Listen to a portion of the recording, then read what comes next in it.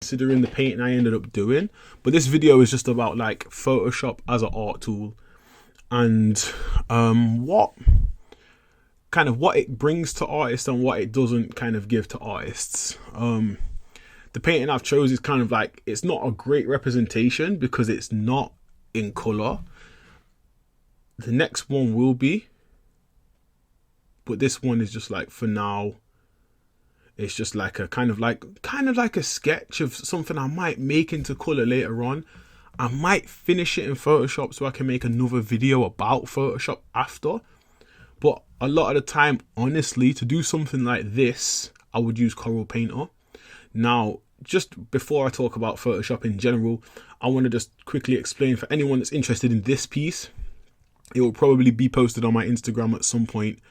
As I said, as of right now, I'm probably going to post this video as soon as I've made it, which will be today, because I've got some free time. So it'll be the same day it's painted, which is Tuesday the 9th, I think. I might be wrong. 1 second. It is... Well, now it's Wednesday because I'm recording this at midnight. Wednesday the 9th. So it was Tuesday the 8th of October this was created, 2019. Sorry about the clicks of my mouse. So I could try to get the time up because my phone was dead. Anyway, so Photoshop as an art tool. So I want to preface this by saying that Photoshop wasn't created to be an art tool. Photoshop was designed for photographers and image editing, and then later on artists started to adapt its tools to create art. Well, kind of very early on, to be fair.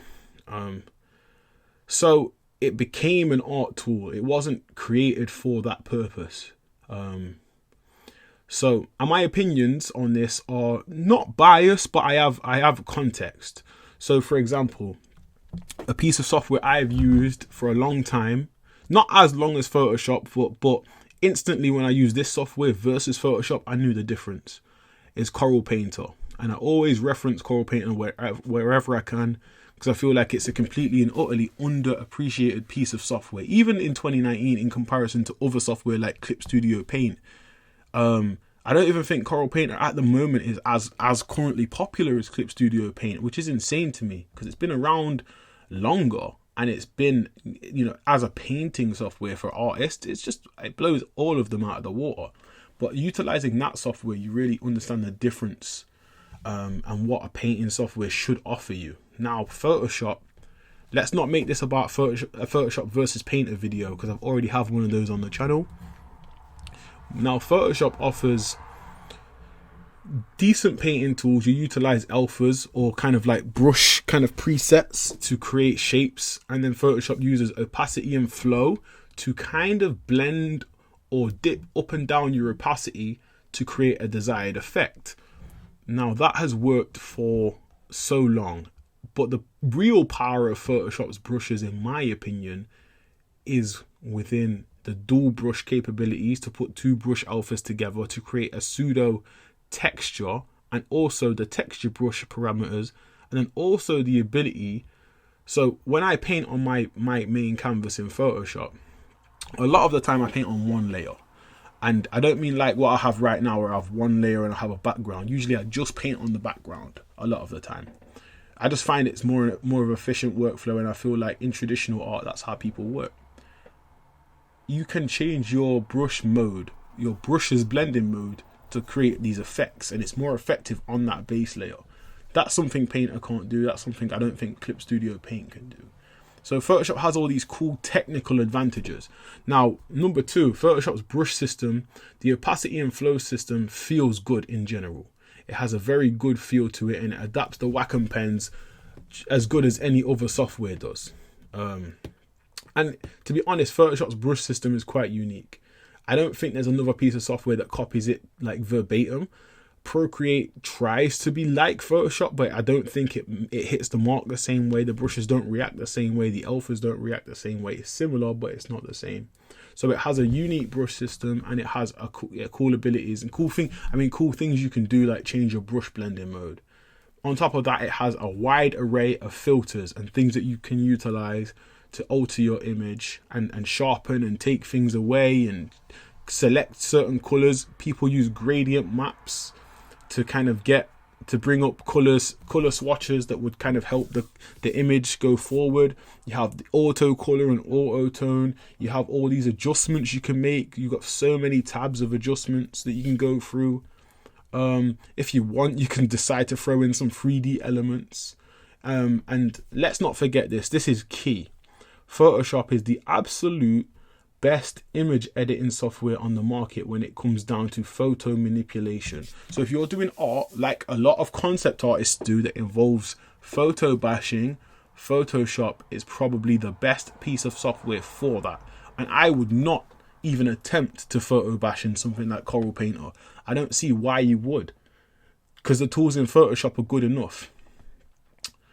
On top of that as well, Photoshop has lots of different color profiles mixed with, it has channels, so you can kind of make selections and save them in your channels palette.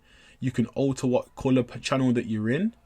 Photoshop allows you to work in many different color modes. And also another feature of Photoshop that we haven't really spoke about is Liquify, which is a feature that Procreate also has and a few other pieces of software have, but Photoshop's Liquify is probably by far the most advanced, which is a great tool for when you kind of want to adjust someone's facial proportions instead of just repainting it or using Warp. You can use Liquify. So, and which is a filter, by the way, but some things are special enough to get their own category. So, as I was saying before, the brushes themselves don't feel that painterly in Photoshop. It's like painting with markers a lot of the time. That's what it kind of feels like. And there are some brushes that, I've created, that people have created, that are kind of online, that are kind of, you can find easily, that are very painterly. They feel very textured and painterly, but they always kind of feel like a chalky kind of gouache brush. They don't feel like oil paint or nothing. They don't actually have any like realistic blending. Even the blender brush in Photoshop isn't very good. It's okay. Not many artists kind of really utilize it to the capability of what it should be utilized, because it's just not a great tool. It's not, that impressive as a blender brush. It's okay. But for the most part, the advantages of Photoshop are the Photoshop tools that you can manipulate to create artwork. For example, custom shapes, which I probably need to make a video on all on its own. That is a fantastic art tool for creating environment concept art. Even for creating characters, if you really know what you're doing, you can create character silhouettes, and then you can utilize like different character elements and make, like, as I said, make silhouettes and then render the silhouettes out afterwards. But if you're going to ask me what the best art tool is just for pure art, for painting and drawing, I'd say it's probably Coral Painter. But then if you're going to say for concept art, for photography, for all these other things, these things that require specific kind of like technical processes, I'd say Photoshop. And let's just look at the screen right now. So I've created this cool kind of like pseudo comic book / manga piece of artwork, and I always say that, but in reality, I'm just a guy who has an illustrative style. But I've managed to do this, but I'm very inspired by anime, as I keep saying. But I've managed to do this within Photoshop. Photoshop is pretty much a limitless piece of software. You can pretty much do anything in it. And that's the same to be said about a lot of art software, a lot of design software. But I want to just explain that it doesn't lack anything. Its only weakness is its brushes don't blend like paint. That it's not completely and utterly painterly. And the only software in the world that exists like that, for me at least, is Coral Painter. Now, there's a few other ones, as I've mentioned, Clip Studio. Medibang Paint is coming as well. Paint Tool Sai. But for the most part, other than these software that I've mentioned, Photoshop's the top dog. It still beats out Procreate. I do think it needs to adapt some perspective guys like Procreate. I think they are phenomenal. But other than that, Photoshop is, if we're going to talk about editing your image, making sure your image is finished, if we're going to talk about manipulating text and all that kind of stuff, if we're going to talk about adding things to your image, if we're going to talk about photo manipulation, we're going to talk about integration of 3D aspects on top of 2D illustration. If we're going to talk about all those things, Photoshop is still king. But the other softwares, they definitely are kind of getting closer to what Photoshop does. And it's not such a big gap anymore. There's people out there that legitimately just use Clip Studio Paint on its own. They don't use anything but Clip Studio Paint.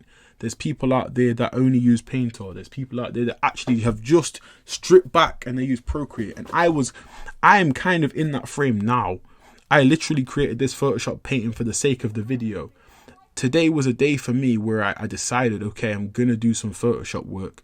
And I really, really enjoyed it. Unfortunately, I didn't capture the first painting I did. I did a dragon before I did this one. I did this one with the intention of making it into a video.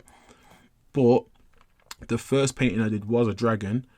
And I was thinking to myself the entire time, like, this feels so different to Procreate. Just the way it feels, the way the brushes interact, and the brush system itself.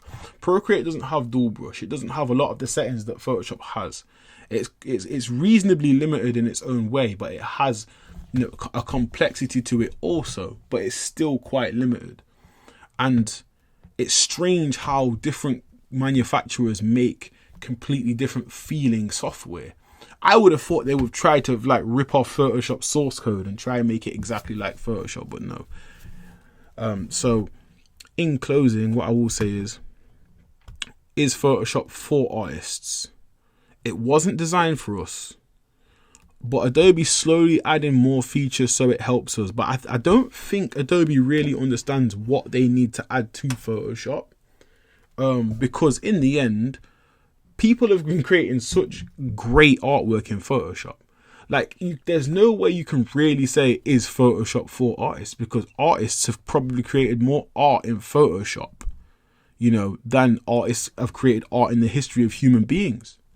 Because there's new art being created on Photoshop every friggin' second of the day. You know, when you tally that up, especially with the internet, you know, let's think about, you know, history of humans. People could do art, people could sketch and draw on paper, but that was a select few people that could get education or had the time, who weren't working or weren't labouring. Nowadays in 2019, people can pick Photoshop up, or they can pick up a skill, or they can get a cracked version of Photoshop. Let's not pretend that people don't do that. You know, it's a very real world out there, and they can learn these skills, and they can do it at school if their school has Photoshop, or college has Photoshop, or wherever, and they can create, and they're off to the races.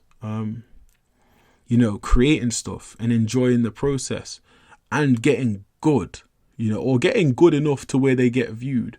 Look how much Instagram artists there are with 100+ K followers that do decent Photoshop work, a lot of the time in Photoshop. You know, I am starting to see a big shift towards different software, but for the most part, the people that use Photoshop are still churning out beautiful work. People like Louis Van Barley, people like Evan Mel Amundsen, but he's recently switched over to Procreate. You know, the list goes on and on, but there's still lots of Photoshop artists that are creating beautiful work. The whole concept art industry damn near uses Photoshop, you know, and that's how we have to look at it. We have to look at it like that. We have to look at it like this is kind of like the pinnacle of what digital art software has been. And for the most part, other people follow what Photoshop does.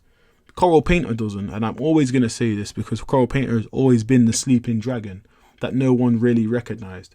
If you've ever heard of a man called Android Jones, he's one of the best artists that I've seen in my life. For the most part, he uses Coral Painter. He uses a bunch of different tools, but he uses Coral Painter, and he creates these beautiful pieces of work that, like, it so beautiful that it makes you wonder how he did that. How in the hell did he do that? But anyway, in closing, as I said, I'm going to say this one more time. Is Photoshop for artists? Absolutely, positively. Was it designed with artists in mind? Not originally, and I don't think they've added that many features except for a blender brush that really support that it was designed with artists in mind.